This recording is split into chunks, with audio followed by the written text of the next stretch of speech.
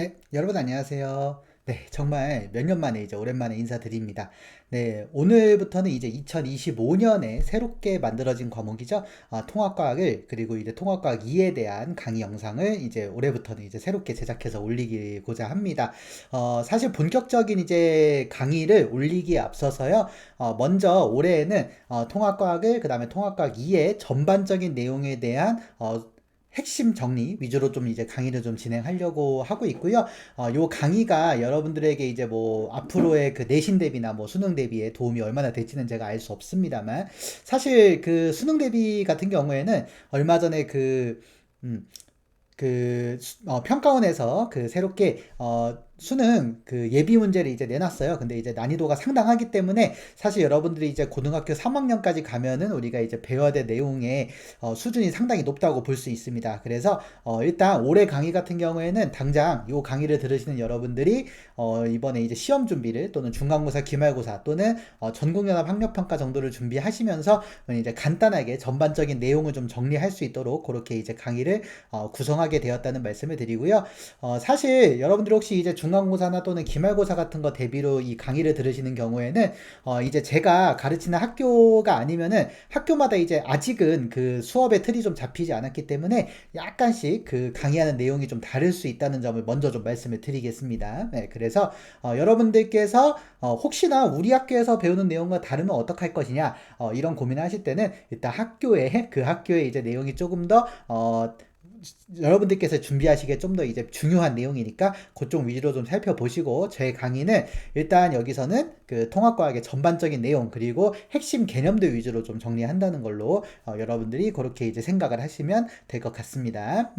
자, 이번부터는 이렇게 이제 스튜디오나 또는 이제 칠판 강의가 아니고요. 이번에는 이제 그 화면 보면서 여러분들하고 같이 이렇게 이제 저희 집이에요. 그래서 네, 여기에서 이제 같이 강의를 하면서 여러분들하고 같이 이제 통합과학 내용 한번 정리해 보도록 하겠습니다.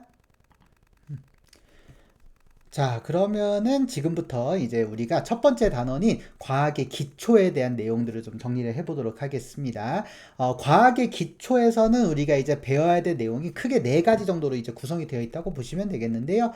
첫 번째는 시간과 공간이라는 개념의 확장에 대해서 좀 배우게 되었어요. 그래서 시간과 공간이라는 개념을 예전에 그리고 현대의 측정 방법의 개선을 통해서 우리가 이제 볼 수 있는 시간과 공간의 규모가 좀 넓어졌다는 거 여러분들 같이 한번 생각을 하시면 되겠고요. 그 다음에 두 번째로는 이러한 시간과 공간을 재기 위한 기본량이라고 하는 몇 가지 이제 과학에서 가장 기본적으로 필요한 기본적인 양에 대해서 살펴보고 그거를 표현하기 위한 우리가 이제 단위에 대해서 같이 한번 좀 살펴봤었습니다.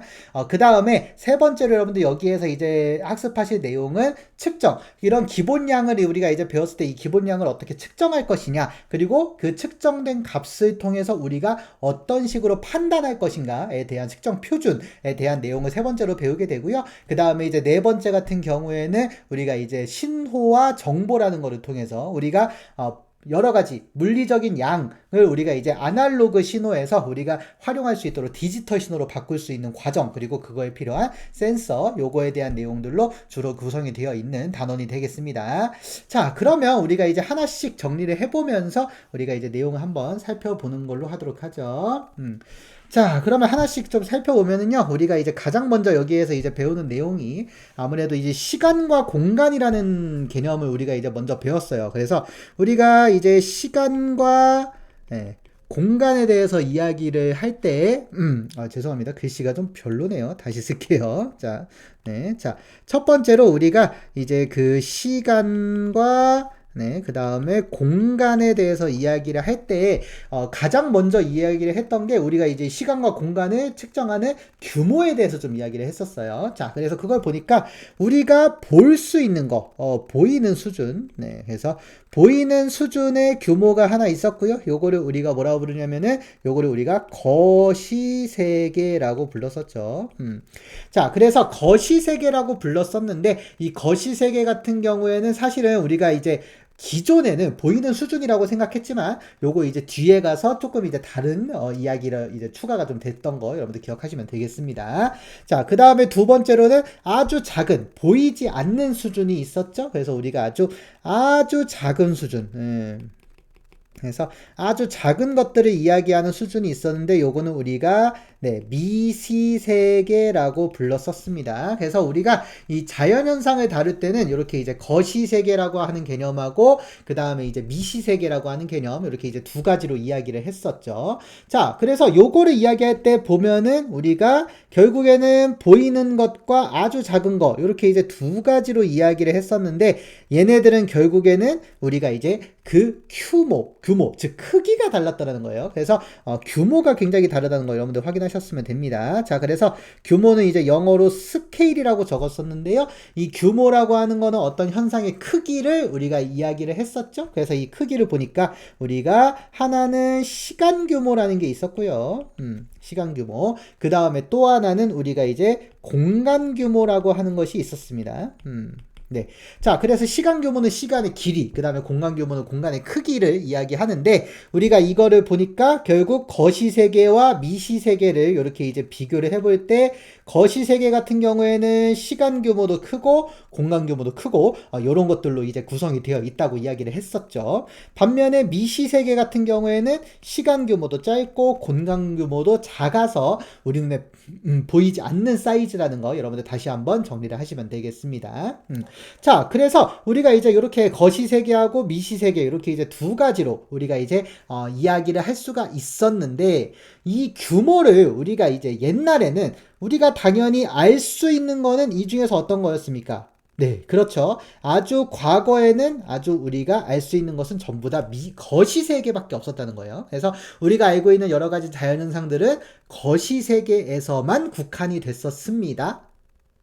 근데 이렇게 말하면 사실, 정확한 말은 아니에요. 우리가 사실은, 우리가 알고 있는 모든 거시세계를 그러면 다 표현할 수 있었느냐라고 하면은 또 그건 또 아니거든요.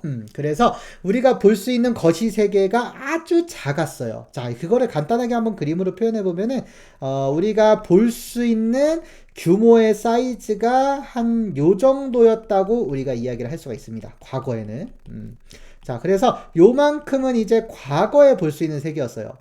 자, 그러면 이 안쪽은 무엇이냐 하실 텐데, 이 안쪽이 이제 바로 우리가 보이지 않는 영역, 바로 우리가 이제 말하는 여기가 이제 미시세계가 되는 거죠. 그리고 이 거시세계에도 요 바깥쪽 부분이 분명히 존재를 하고 있었습니다. 그러나 이 부분은 아직 관찰을 할 수가 없었다는 거 여러분들 같이 한번 생각을 하시면 되겠는데요. 자, 그러면 이 부분하고 이 부분은 그럼 어떻게 해서 이제 우리가 관찰을 할 수가 있게 되었느냐 했더니 그 측정 기술의 발달을 통해서 우리가 이제 할 수 있게 됐다는 거 여러분들 이야기를 하시면 되겠습니다. 자, 그러면 어떻게 하느냐? 우리가 예를 들어서 시간 같은 경우에는 옛날에는 우리가 이제 시간을 잴 때 태양 그리고 달 이런 것들을 통해서 우리가 이제 시간 규모를 쟀었단 말이죠. 그러니까 우리가 이제 보는 거는 시간 규모든 공간 규모든 우리가 볼 수 있는 범위로만 측정을 했었어요. 그래서 요거 한번 우리가 이야기를 해보면은 자, 시간 같은 경우에는 방금 얘기했듯이 태양, 그 다음에 달 같은 것들로 이제 측정을 했었어요. 자, 얘네들은 보니까 우리가 말하는 이 거시세계랑 미시세계 중에 어디에 해당을 하느냐 했더니 우리가 말하는 거시세계에 해당을 하더라는 거죠.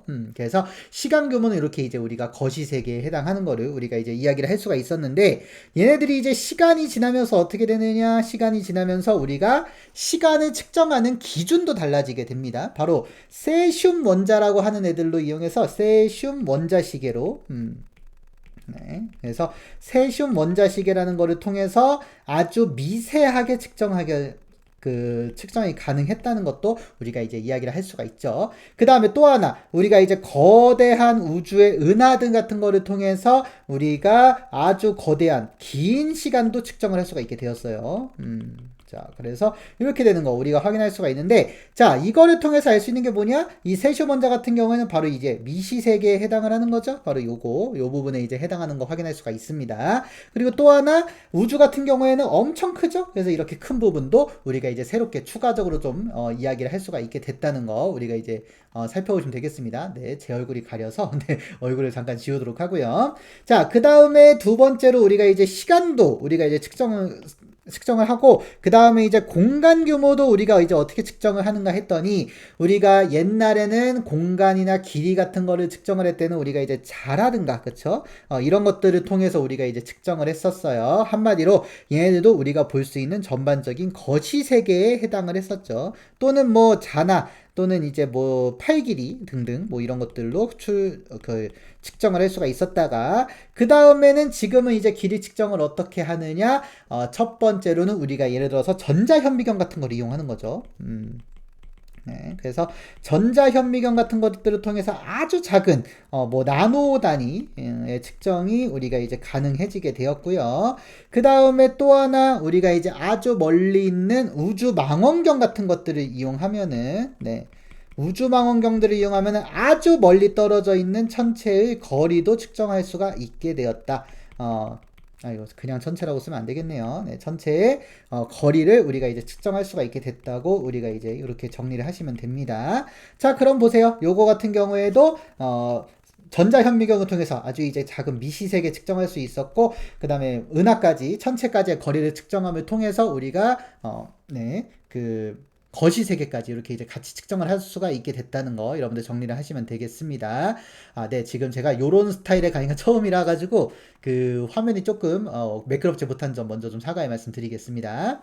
자, 그래서 이렇게 우리가 측정하는데, 지금 여기서 지금 잘 보시면 어쨌든 과거에는 우리가 볼 수 있었던 아주 작은 규모의 거시세계만 우리가 이제 관측을 할 수가 있었던 건데, 그랬다가 시간이고 공간이고 우리가 아주 작은 미시세계도 측정을 할 수가 있죠. 그리고 또 거시세계도 아주 큰 거시세계를 추가로 측정할 수가 있게 되더라는 거예요. 그래서 우리가 지금 현대적인 방법을 통해서 여기 나와 있는 미시세계도 측정을 가능하고, 이쪽에 있는 아주 큰 거시세계도 측정이 가능하다는 거를 우리가 이제 확인할 수가 있게 됐습니다.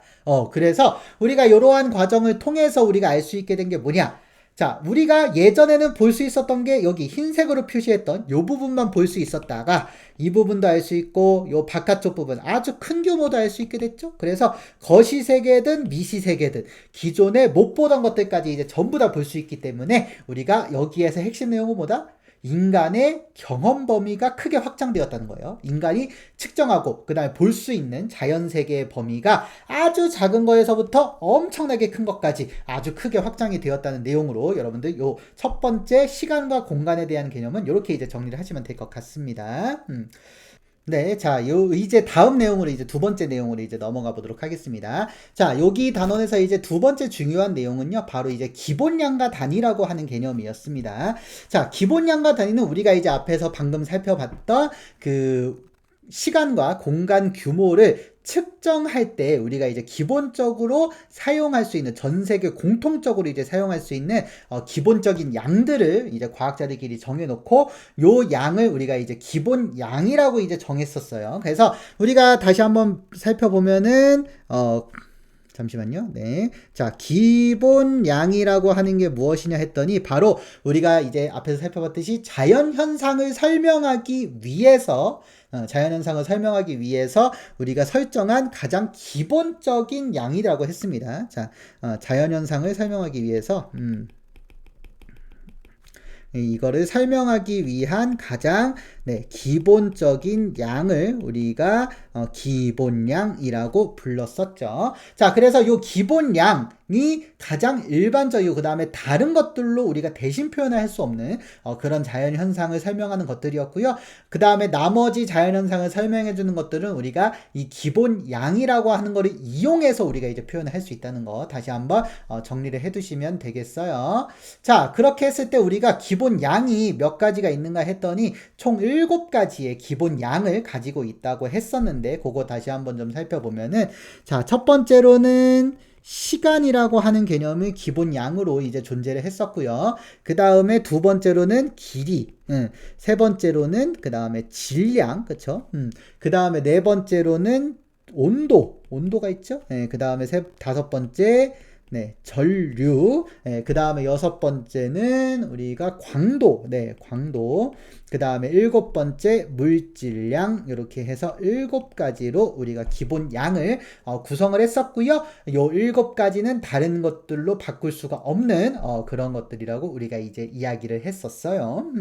자, 이 기본 양 같은 경우에 당연히 여러분들 아는 개념들이죠. 시간, 얼마나 오랜 시간이 지났냐, 길이 길냐 짧으냐, 질량 보통 이제 무겁냐 가볍냐 얘기하는 거고, 온도는 뜨겁냐 차갑냐, 그 다음에 전류는 전기가 많이 흐르는가 조금 흐르는가에 대한 개념이었고요. 그 다음에 광도는 빛이 강한가 약한가에 대한 개념이었고요. 마지막에 7번째는 어떤 물질의 양이 얼마나 있는가인데, 여기서 헷갈리기 쉬운 거 질량하고 물질량하고 여러분들 헷갈리기 쉬운데, 물질량은 조금 더 개수에 가깝다라고 생각을 하시면 돼요. 물질의 개수. 그래서 개수랑 질량은 조금 다르죠. 왜냐면 저 같은 경우에 이런 손가락 하나의 질량하고 그 다음에 철 한 덩이의 질량은 다르니까 개수는 한 개여도 그런 식으로 여러분들이 이제 이해를 하시면 된다고 제가 이제 말씀을 드리겠습니다. 자, 그래서 그렇게 해서 이제 우리가 기본 양이라고 하는 것이 총 7가지로 구성이 되어 있고요. 네, 이 7가지 기본 양들을 우리가 이제 어떤 단위로 표현을 하는가가 여러분들 중요했었어요. 그 단위를 어떻게 구성하는가 했더니 이 각각의 단위도 국제적으로 정해놓은 단위가 있었더라는 거죠. 이 국제 단위를 우리가 영어로는 SI라고 불렀었어요. 그래서 요 SI라고 하는 이 국제 단위를 여러분들이 잘 기억을 하셔야 된다는 거, 여러분들 다시 한번 좀 체크를 해두시면 되겠는데, 이 기본 양에 대한 국제 단위를 우리가 기본적으로 살펴보니까 시간은 S로 썼었습니다. S로 썼는데 요거 우리말로 하면은 초죠. 초. 그래서 우리가 이제 기본 양이라고 하는 거는 초 단위로 우리가 이제 이용을 한다는 거 다시 한번 체크해 두시면 되겠고요. 그 다음에 길이는 죄송합니다. 네, 길이는 M 가로 미터라고 하는 단위를 썼었어요. 미터. 우리가 보통 키라고 하는 것들, 우리가 여러분들 키는 센티미터로 되지만 그걸 우리가 이제 미터라는 단위로 바꿀 수가 있잖아요. 그 미터 단위가 바로 이제 기본 양에서 사용하는 국제적으로 쓰는 기본 단위라고 여러분들 생각을 하시면 됩니다. 그 다음에 질량 같은 경우에는 kg라고 썼는데 제가 글씨가 좀 짧네요. 네. 우리말로는 킬로그램이라고 읽었었어요. 자, 근데 여기서 우리가 이제 킬로라는 말을 쓸 때 주의하실 게, 여기서 킬로라고 하는 말의 의미가 따로 정해져 있었어요. 그 의미가 뭐냐? 이 킬로라는 말은 바로 곱하기 1000이라는 뜻을 가지고 있었습니다. 그래서 바로 킬로그램이라고 하면 자연스럽게 1000g이라고 하는 의미를 가지고 있는 거예요. 1000이라는 뜻. 그래서 요거 여러분들 질량만큼은 좀 앞에 이런 접두어라고 부르거든요. 이걸 이제 접두어. 그래서 그 접두어가 이제 따로 붙어 있는 단위라는 것도 여러분들 같이 체크해 두시면 나중에 헷갈릴 리가 없겠죠. 자, 그 다음에 우리가 이제 살펴볼 수 있는 기본량 온도의 단위는 익숙하지 않은 켈빈이라고 하는 단위였습니다. 켈빈. 네, 켈빈. 자, 그래서 켈빈이라고 하는 단위로 과학에서는 따로 사용을 하고 있는데, 우리 일상생활에서는 약간 도라고 하는 단위를 쓰죠. 이 도라고 하는 단위하고 이 켈빈이라고 하는 단위하고는 조금 이제 차이가 있었어요. 어느 정도의 차이를 가지고 있냐 했더니, 네, 켈빈 온도에다가 대충 한 273 정도를 더하면은 우리가 쓰고 있는 섭씨 온도에 가까워진다라고 여러분들 이야기를 했었습니다. 가 아니죠. 네. 지금 공부 열심히 하신 분들 요거 잘 했는데, 자, 요 켈빈 온도에서 마이너스예요. 그러니까 273 정도를 빼주면 우리가 알고 있는 섭씨 온도가 나오게 됐었어요. 물론 273이 정확한 것은 아닙니다만 대충 한 요 정도 된다고 여러분들이 생각을 하셔도 크게 문제는 없습니다. 네. 자, 그래서 이렇게 이제 우리가 온도는 이렇게 이제 따졌었고요. 그 다음에 전류라고 하는 거는 어떤 단위를 썼냐면은 바로 A라고 하는 단위를 썼었어요. A, 우리가 어떤 말로 읽냐면 요거는 암페어죠. 네, 그래서 암페어라는 단위로 전류를 좀 이야기를 했었고요. 그 다음에 광도 같은 경우에는 CD라고 씁니다. 요거 단위 이름은 네, 칸델라라고 불렀었습니다. 칸델라. 네, 그래서 요런 이제 단위를 썼었는데 우리가 사실은 광도 얘기할 때 인터넷이나 이런 데 찾아보시면 와트라고 하는 단위를 조금 더 많이 쓰실 텐데 사실은 그거는 그 빛을 내기 위해서 쓰는 전기의 양하고 조금 더 이제 밀접한 관련이 있는 거고 실제로는 칸델라라고 하는 단위를 쓴다는 거 확인하시면 됩니다. 그 다음에 물질량은 MOL이라고 하는 단위를 썼었는데 요거는 몰이라고 하는 단위를 사용을 합니다. 참고로 요 몰이라고 하는 단위는 우리가 이제 통합과학에서 자세한 정의는 배우지 않고요. 정의는 이제 화학 과목에 가서 배우니까 그때 가서 이제 살펴보시면 될 것 같아요. 자, 그래서 우리가 이렇게 총 7개 시간, 길이, 질량, 온도, 전류, 광도, 물질량을 7가지 이제 기본 양으로 이제 설정을 해놓고 사용하고 단위도 기본적으로 이렇게 이제 7개 단위 사용하는 거 여러분들 확인할 수가 있습니다. 자, 이렇게 되는데요. 우리가 그러면 이 기본 양만 가지고 모든 것들을 표현하냐 했더니 그거는 아니고 이 기본 양을 이용해서 우리가 여러 가지 다른 물질들의 양 또는 어느 값을 우리가 이제 표현을 할 수가 있게 됐었어요. 표현. 자, 그거를 표현할 때 뭘로 표현을 하느냐 했더니 바로 기본량을 이용해서 우리가 유도량이라는 거를 이야기를 할 수가 있었죠. 예, 유도량 같은 경우에는 바로 이제 기본량에서 유도를 하는 겁니다. 네, 그래서 기본량에서 유도한 거를 우리가 이제 유도량이라고 하고 그러다 보니까 단위도 기본량을 조합을 하죠. 네.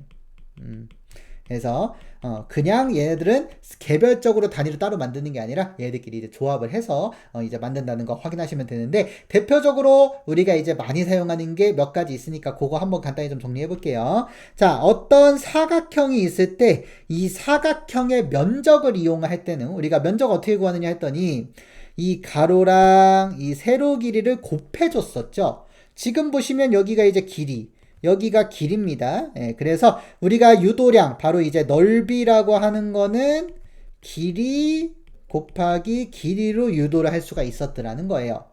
자, 그랬을 때 우리가 이거의 단위를 어떻게 살펴보냐 했더니 이 길이의 기본량 단위, 이 길이의 기본량 단위를 곱해주면 되죠. 그러면 보니까 지금 길이의 기본량 단위가 미터로 표시가 되어 있습니다. 그러니까 미터를 곱해주면 되는 거예요. 그래서 미터 곱하기 미터가 되는 거죠. 그런데 이렇게 표현하면 너무 복잡하니까 미터를 2번 곱했다라고 해서 미터의 제곱으로 우리가 이제 단위를 사용을 했었습니다. 그래서 우리가 이런 식으로 사용해서 넓이를 미터의 제곱 단위로 표시를 했었고요. 그 다음에 부피는 여기에서 한 번 더 길이를 곱해주면 되죠. 그래서 우리가 보니까 길이는 이렇게 표시하고 부피는 길이에 3번을 곱해주니까 세제곱으로 이제 표현을 했었어요. 그 다음에 이제 많이 이용하는 것들이 여러분들 이제 속력이었죠. 속력 또는 속도라고 부를 텐데 속력입니다. 정확하게는 속도라고 하는 것도 있는데 이 속력과 속도는 물리학에서는 이제 따로따로 이야기를 하니까 그때 여러분들 살펴보시면 되겠고요. 네, 또 제 얼굴이 나오니까 네, 가리니까 좀 지우도록 하겠습니다. 자, 이 속력 또는 속도라고 하는 건 어떻게 구하냐 했더니 우리가 속력은 바로 시간분의 이동 거리로 구할 수가 있었죠. 네. 그래서 우리가 이제 걸린 시간분의 이동 거리로 구하고 있었어요. 자, 근데 거리는 우리가 사실상 얼마냐 길고 짧으냐에 대한 거니까 요 길이를 우리가 이용을 하고요. 그 다음에 시간 같은 경우에는 여기에 이제 그대로 표시가 되어 있죠. 네, 그래서 요거를 활용해서 우리가 이제 표현을 할 수가 있었다. 그래서 시간의 단위 초, 그 다음에 거리의 단위 미터 해서 S초분의 미터 단위를 쓰게 되는데 요거를 이렇게 우리가 간단하게 바꿔 쓸 수가 있더라 이거죠. 예, 그래서 이렇게 우리가 해서 미터 퍼 세크라고 하는 속력 단위도 하나의 유도량으로 우리가 이제 이야기를 할 수가 있었어요. 자, 그래서 이렇게 이제 유도량도 우리가 이제 기본 양이라고 하는 것들을 이용해서 이렇게 이제 유도를 해서 이제 표현을 할 수가 있었다는 거 다시 한번 확인하시면 되겠는데 요런 유도량들은 우리가 이제 기본량을 조합하기 때문에 사실 요 단위만 보면은 어떻게 계산하는지까지 사실은 우리가 바로 파악을 할 수가 있습니다. 예를 들어서 우리가 이제 밀도 같은 경우에는 어떻게 이야기를 하느냐, 밀도 같은 경우에는 킬로그램 퍼 미터 세제곱으로 표현을 합니다. 자, 다시 한번 간단히 써드리면 예를 들어서 여기에다가 이제 추가적으로 밀도를 구하면 밀도는 킬로그램 퍼 미터 세제곱으로 표현을 해요. 자, 그럼 이것만 봐도 알 수 있는 게 뭐냐? 지금 보시면은 여기서 킬로그램이죠? 킬로그램 분자에. 그러면 질량이죠, 질량. 그 다음에 미터 세제곱이네요. 길이를 3번 곱했습니다. 길이를 3번 곱한 거 방금 봤듯이 부피죠. 네, 그래서 부피분의 질량으로 구하는 것이 밀도구나. 이것도 우리가 이 기본량의 조합만 가지고도 이렇게 이제 구할 수 있다는 거 여러분들 그것도 같이 체크를 해두시면 되겠습니다. 자, 이제 우리가 이제 세 번째 내용으로 이제 가보도록 하겠습니다. 자, 방금 우리가 이제 앞에서 살펴봤던 내용들을 우리가 이제 살펴보면은 예를 들어서 우리가 어떤 자연 현상의 양을 표시할 때 예를 들어서 이렇게 이제 값을 하나 써주고 그쵸? 그 다음에 여기에다가 우리가 이제 이렇게 단위를 표시를 해줄 수가 있었는데 요 값이랑 그 다음에 요 단위가 방금 우리가 이제 살펴봤던 내용이었어요. 자, 요거를 볼 때 다시 한번 살펴보면은 요게 이제 어떤 값이냐에 따라서 우리가 두 가지를 이야기를 할 수가 있는 거죠. 얘가 이제 기본량이냐 또는 유도량이냐를 우리가 이제 이야기를 할 수가 있는 거고요. 얘가 기본량인지 유도량인지를 우리가 이제 첫 번째로 이야기를 할 수가 있고요. 그 다음에 이 기본량과 유도량을 얘기할 때 우리가 국제적으로 사용하는 단위인지, 그래서 요 단위인지를 우리가 이제 파악을 할 수가 있었어요. 자, 그래서 우리가 앞에서 살펴본 건 이제 요거에 대한 내용이었고요. 자, 그러면 이제 세 번째 내용은 뭐냐면은 바로 여기 있는 부분, 요 값을 어떻게 측정하는가에 대한 내용입니다. 자, 그래서 우리가 이제 여기에서는 이 값을 어떻게 재느냐, 요거에 대한 내용으로 우리가 이제 측정과 어림이라고 하는 개념을 우리가 이제 이야기를 했었죠. 자, 그래서 보니까 우리가 이제 값들을 어떻게 측정하고 우리가 어림을 어떻게 하는가를 우리가 이제 구분을 지었어야 됐는데요. 이 측정이라고 하는 거는요, 정확하게 양을 재는 거예요. 정확하게 양을 재는 겁니다. 네. 네, 그래서 이렇게 이제 정확하게 양을 재는 방법이 우리가 이제 측정이라는 방법으로 이야기를 했었고요. 이 측정을 할 때는 당연히 우리가 두 가지 포인트를 여러분들 체크를 하셨어야 돼요. 바로 어떤 포인트냐 했더니 정확하게 양을 재기 위해서 첫 번째로는 이거를 측정할 수 있는 도구를 이제 잘 정해야 된다는 거. 그래서 측정 도구를 설정하는 게 굉장히 중요한데 얘가 시간이 지나면서 점차 정밀해져 가고 있는 추세입니다. 그래서 옛날 같은 경우에는 예를 들어서 길이를 잴 때만 하더라도 그냥 이렇게 손바닥 또는 손가락 뭐 잘 해봐야 자 이런 것들로 됐었다면은 지금은 뭐 레이저 측정기 뭐 이런 것들을 이용해서 우리가 아주 정밀하게 또는 아주 작은 것들은 그 아까 봤던 전자현미경 그 다음에 아주 큰 멀리 있는 애들 같은 경우에는 뭐 빛이나 또는 우주망원경 같은 것들을 이용해서 우리가 정확하게 이제 기본량들을 측정을 할 수가 있었어요. 그래서 우리가 이렇게 이제 측정 도구를 사용하는 것이 굉장히 중요했었고요. 그 다음에 두 번째로 우리가 중요한 거는 얘네들을 표현할 때 우리가 공통적인 기준을 사용해야 된다. 이었는데 그래야지만 뭘 할 수 있다? 이거를 설정해야지 우리가 모두 같이 의사소통이 가능해지더라는 거죠. 요거에 관련된 거는 여러분들이 다시 한번 잘 체크를 해두셔야 되는 게 요 내용이 바로 요겁니다. 요거 국제 단위랑 좀 직접적인 관련이 있습니다. 그래서 요 국제 단위를 우리가 이야기를 하고자 할 때 사용하는 이유가 바로 이렇게 의사소통이 가능하도록 하기 위해서죠. 그래서 같은 단위 사용하는 거 굉장히 중요하다는 거 다시 한번 확인하시면 되겠고요. 그 다음에 두 번째로 어림 같은 경우는 뭐냐? 어림은 우리가 두 가지 측면으로 좀 생각을 하시면 되는데 어림 같은 경우에는 바로 간단하게 한 가지로 좀 정리를 해드리면 바로 추론하기예요. 추론하기. 예, 추론. 그러니까 논리적으로 판단하는 것입니다. 판단하는 거. 자, 그러면 어림은 여러분들이 보통 생각하시기에 그냥 대충 이렇겠지 라고 생각하지만 자, 여러분들 생각을 해보세요. 예를 들어서 이렇게 손바닥의 길이를 내가 대충 잰다고 할 때 이 손바닥의 길이가 어느 정도일까 라고 얘기할 때 이거를 10m예요 라고 이야기하는 사람은 없을 거예요 아마. 왜냐? 우리가 어느 정도 길이에 대한 기본적인 개념, 즉 감이라고 여러분들이 생각하시는 바로 그런 기본 개념을 갖추고 있기 때문에 그 개념의 기본으로 해서 이 정도의 길이는 어느 정도 될 것이다라고 우리가 충분히 논리적인 근거를 가지고 추론을 하고 있기 때문이죠. 그래서 사실은 논리적인 근거를 가지고 추론하는 활동을 우리가 어림이라고 여러분들 생각을 하시면 됩니다. 자, 그래서 어림에는 무엇이 있었는가 그러면 했더니 바로 측정 도구를 결정하는 거예요. 어떤 도구를 결정하느냐? 방금 우리가 살펴봤던 바로 나 이걸로 할 거예요 라고 하는 이러한 도구를 결정하는 과정이 바로 여러분들 어림이라는 거, 여러분들 요것도 같이 한번 체크를 해 두시면 되겠고요. 그 다음에 또 하나는 대략적인 길이, 대략적인 값을 우리가 판단하는 거죠. 이게 방금 얘기했던 바로 이 손바닥 길이 재는 거랑 관련이 있습니다. 근데 이것도 어느 정도 논리적인 근거를 가지고 이야기한다는 거, 그냥 여러분들 이제 그렇게 생각을 하시면 되겠고요.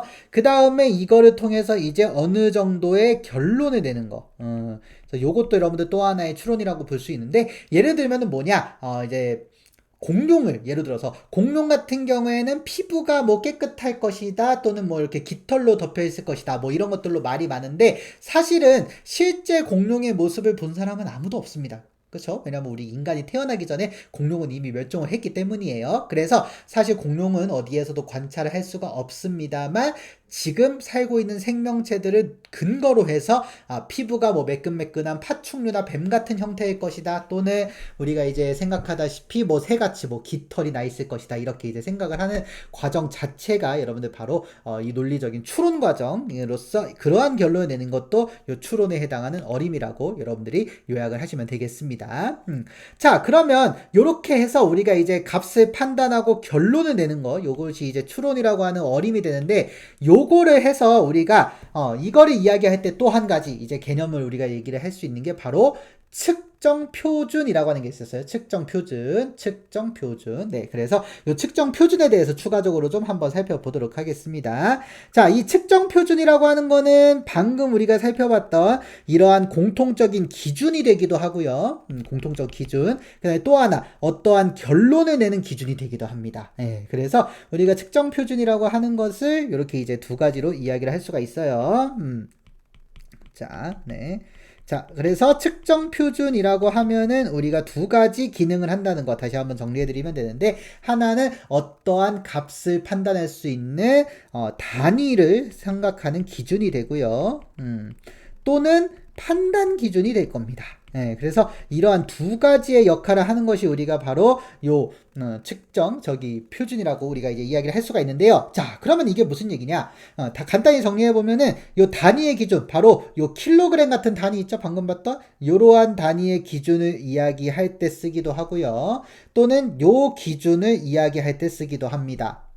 또 하나 여기서 방금 냈던 이런 결론을 내는데 결론 내기 위한 기준도 우리가 측정 표준으로 사용할 수가 있습니다. 자, 그러면 각각의 경우가 어떻게 되는지 한번 살펴볼 건데 각각 첫 번째 단위 기준에 대해서 이야기를 할 때는 어떻게 하느냐? 단위 기준에 대해서 이야기를 할 때는 잠시만요. 네, 흰색으로 나와야죠. 네, 단위 기준에 대해서 이야기를 할 때는 우리가 예를 들어서 기본량의 단위 예를 들어서 킬로그램, 1kg 잠시만요. 죄송합니다. 네.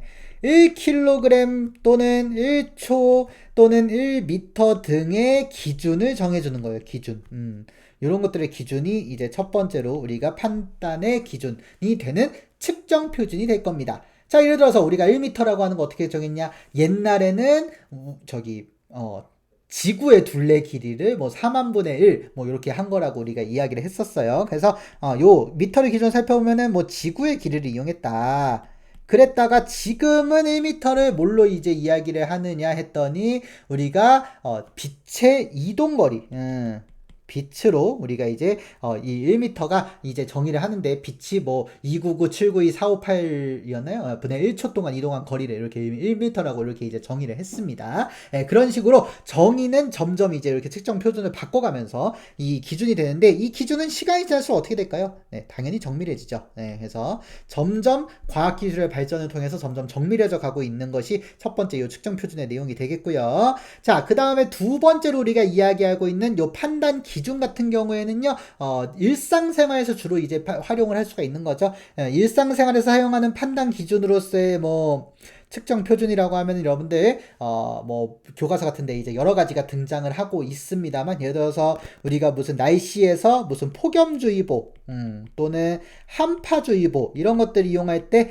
어느 정도가 온도가 올라가거나 습도가 몇 도 이상이 되면은 우리가 폭염이라고 판단을 합니다. 그런 것처럼 우리가 이제 그런 기준도 우리가 여기 측정 표준에 해당을 하고요. 그 다음에 두 번째로는 제일 많이 이제 나오는 게 이제 미세먼지 수치, 미세먼지가 좋으니 보통이니 나쁨이니 뭐 이런 것들 얘기하는 기준도 요 측정한 값을 이용해서 이 측정 표준으로 우리가 이제 판단을 할 수가 있다는 거 여러분들 확인하시면 되겠고요. 그 다음에 세 번째로는 뭐 예를 들어서 소음 측정기 뭐 이런 것들, 그래서 이런 것들 등등등이 우리가 이런 판단하는데 기준이 될 수가 있습니다. 자, 그래서 이렇게 이제 측정 표준이라고 하는 거는 이런 판단 기준, 그 다음에 단위 기준, 이런 두 가지 측면으로 우리가 이야기할 수 있는데, 참고로 말씀드리면 여러분들 교과서 같은 데 보시면 뭐 부품 생산하거나 뭐 할 때 자기네들끼리 사용하는 단위 또는 자기네들끼리만 사용하는 기준이 따로 있는 경우도 있어요. 그것도 사실은 여기서 요 단위 기준에 해당한다라고 여러분들 보시면 됩니다. 예를 들어서 뭐냐면은요, 어떤 걸로 해볼까요? 네, 그런 거. 자, 예를 들어서 우리가 어떤 배를 만든다고 할 때, 예를 들어서 배가 지나갈 수 있는 바다의 넓이가 한 요만큼이라고 해볼게요. 그러면 이만큼을 최대로 지나갈 수 있는 배를 만드는 게 되게 중요하거든요. 그러면 요만큼의 폭이 기준이 돼버려요.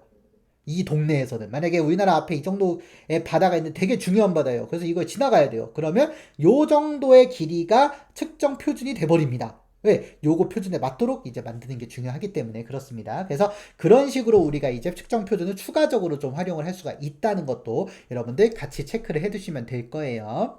자, 그래서 요렇게 우리가 값들을 봤을 때 이 값들의 단위는 기본량이나 유도량, 이런 국제 단위를 이용하고, 요 값들 같은 경우에는 이렇게 이제 측정하고 어림을 이용하는데, 거기서 판단할 때는 어림 과정을 통해서 할 때 우리가 이제 측정 표준이라는 걸 이용한다는 거 다시 한번 간단히 정리를 하시면 되겠습니다. 자, 그러면 우리가 이제 그 다음으로는 이제 이 값들을 어떻게 표현할 때 이 값들을 어떻게 우리가 활용할 수 있어야 되느냐가 이제 중요한데요. 자, 보시면 우리가 이런 판단 기준을 이야기할 거나 이런 단위 기준을 할 때는 결국엔 이 값을 표현하는 게 굉장히 중요해요.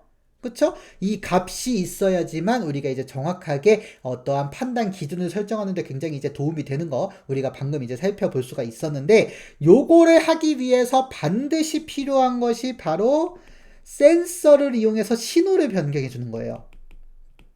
네, 그래서 요게 이제 마지막 부분이 됩니다. 1단원에서. 자, 그러니까 이 값을 표현하기 위해서는 바로 요 센서라고 하는 게 반드시 필요한데, 이 센서를 왜 이용하느냐 했더니 바로 우리가 신호라고 하는 것이 두 가지로 구분이 되어 있었기 때문이에요. 자, 그러면 우리가 이제 신호라고 하는 것이 무엇이냐 이야기를 할 때, 신호라고 하는 것은 정보를 가지고 있는 것들을 우리가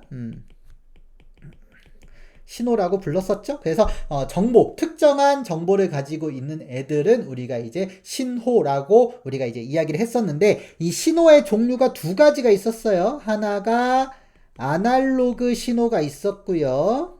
그 다음에 또 하나가 디지털 신호가 있었죠. 네. 그래서 요 두 가지 형태의 신호를 이용했었는데, 이 둘 중에서 우리가 보통 이렇게 숫자로 표기할 수 있는 신호는 바로 디지털 신호라고 불렀었습니다. 예, 그래서 디지털 신호는 이렇게 이제 숫자로 표현할 수 있는 것, 또는 정확하게 값으로 표현할 수 있는 것, 또는 컴퓨터나 모바일 같은 데에서 활용할 수 있도록 만들어진 형태를 의미를 하는데, 여러분들 정보 시간에 배우셨을 거예요.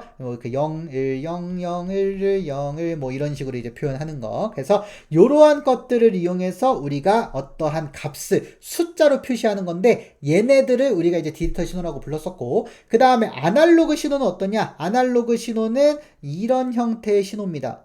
이런 형태의 신호가 뭐냐 하실 텐데, 우리가 지금 제가 이렇게 강의하는 동안 여러분들이 이렇게 제가 이제 소리 내고 있는 거잖아요. 제 입에서 나오는 말소리는 우리가 이런 형태로 생겼습니다. 이렇게 이거를 뭐라고 부르느냐 싶으실 텐데, 요거 여러분들 우리가 앞에서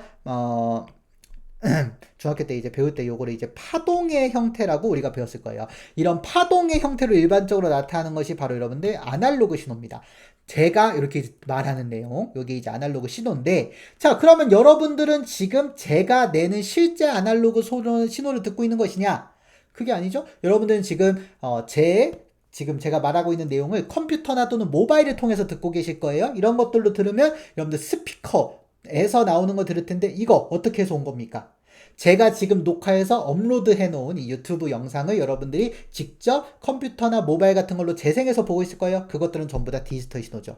그러니까 여러분들이 지금 저한테서 듣고 있는 소리는 사실은 아날로그의 제 원래 목소리가 아니라 디지털로 변환된 다음에 다시 스피커로 변환해서 나오는 소리를 여러분들이 듣고 있는 거예요. 그럼 뭐냐? 여기에서 요걸로 바꿨다가 여기서 다시 이걸로 바꾼 거죠. 네, 이렇게 해서 2단으로 변경된 걸 여러분들이 듣고 있기 때문에 사실 저의 진짜 목소리와는 다를 수 있습니다. 지금 여러분들이 듣는 거는. 그쵸? 네, 그래서 이제 이렇게 되는 것이 여러분들 이 디지털 신호의 기본적인 개념이다라고 여러분들이 이제 생각을 하시면 되겠는데요.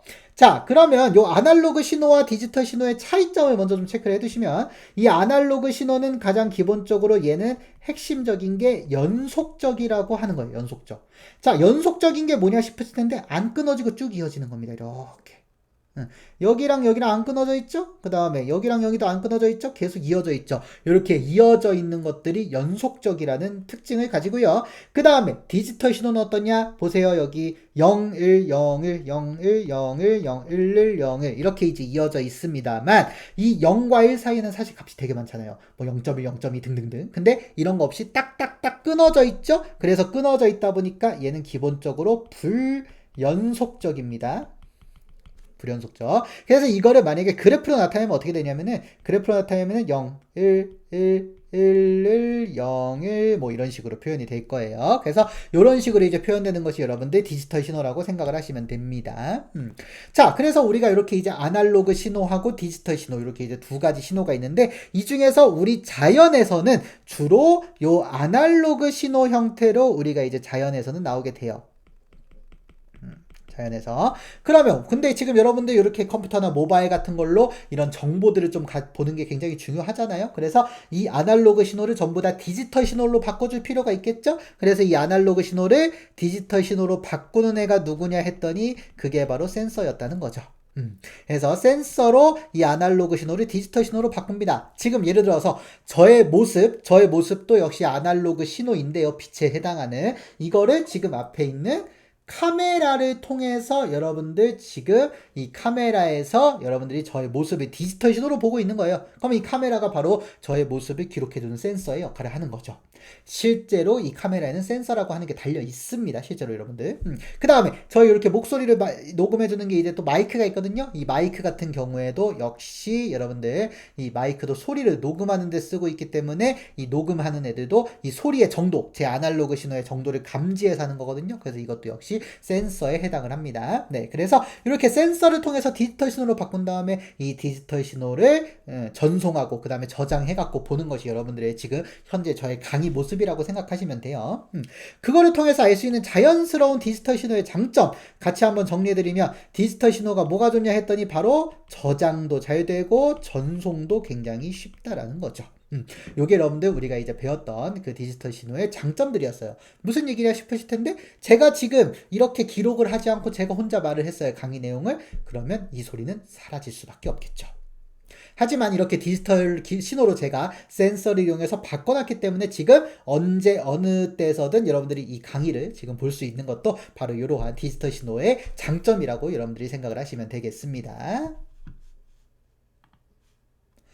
자, 이렇게 해서 이제 여러분들 과학의 기초 단원을 우리가 이제 이렇게 간단하게 한번 좀 복습을 해봤는데요. 과학의 기초 다시 한번 보지만 우리가 과학에서 제일 중요한 게 어떠한 값을 측정하고 표현하는 것이에 대한 내용이 가장 중요했어요. 그래서 다시 한번 말씀드리면 값은 어떻게 할 수 있느냐? 값은 측정을 하는 겁니다. 또는 어림이라고 하는 과정, 논리적인 추론을 통해서 우리가 값을 이제 잴 수 있는 건데 사실 정확한 건 측정이 가장 좋겠죠. 그래서 측정을 잘 하기 위해서 과학자들은 많은 노력을 하고 있는 거고요. 그 측정을 한 다음에 표현하기 위해서 우리가 두 가지를 이용해 한다는 거예요. 첫 번째로는 단위를 잘 이용해 하셔야 됩니다. 그래서 단위는 우리가 이제 어떠한 값을 재느냐? 어떠한 값을 재느냐 그 양에 따라서 기본량이 될 수도 있고 유도량이 될 수도 있는데 기본량은 기본량에 해당하는 국제 단위 또는 그거를 이용해서 조금씩 바꿔준 단위가 있었고요. 그 다음에 유도량이라고 하는 거를 측정하면 기본량을 조합해서 단위를 우리가 이제 만들어낸다는 거 다시 한번 확인하시면 되겠습니다.